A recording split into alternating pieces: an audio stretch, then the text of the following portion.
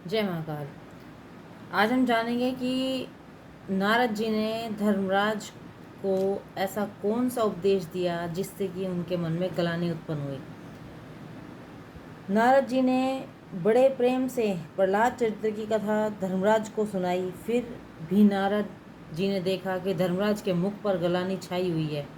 नारद जी सोच में पड़ गए कि कथा सुनने के पश्चात तो धर्मराज उदास क्यों हैं। क्या कथा में कोई कमी रह गई है जो ये कथा से भी प्रसन्न दिखाई नहीं दे रहे। नारद जी ने धर्मराज से पूछा, आपके मुख पर कथा सुनने के पश्चात प्रसन्नता क्यों नहीं आई, क्यों चिंता तुम्हें सता रही है। धर्मराज ने कहा, 5 वर्ष के प्रहलाद का ज्ञान, वैराग्य तथा प्रेम तो देखो। प्रहलाद धन्य है और उनका बचपन और उनका प्रेम जिसके कारण प्रभु स्तंभ में से भी प्रकट हो गए। मैं 55 वर्ष का हो गया हूँ, फिर भी एक बार भी प्रभु दर्शन नहीं कर पाया हूँ। मेरा सारा जीवन पशु के समान व्यतीत हो गया है। धन के पीछे दौड़ा, भूख लगी तो खाना खाया, नींद आई तो सो गया, वासना जागी तो कामाद हो गया। जीवन मनुष्य का पाया है, फिर भी अपने प्रभु के लिए एक भी सत्कर्म नहीं किया। मेरे जीवन को धिक्कार है। मेरा जीवन कुत्ते सा व्यतीत हो गया है। मैं अभी भी प्रभु में तन्मय नहीं हो पाया हूँ, प्रभु प्रेम में पागल नहीं बन सका हूँ। मुझे अभी तक प्रभु दर्शन नहीं हुए, जबकि उस प्रहलाद ने 5 वर्ष की अवस्था में ही प्रभु को पा लिया था। मुझे जगत में प्रतिष्ठा और मान तो बहुत मिला, प्रभु नहीं मिले, इसलिए मैं उदास हूँ।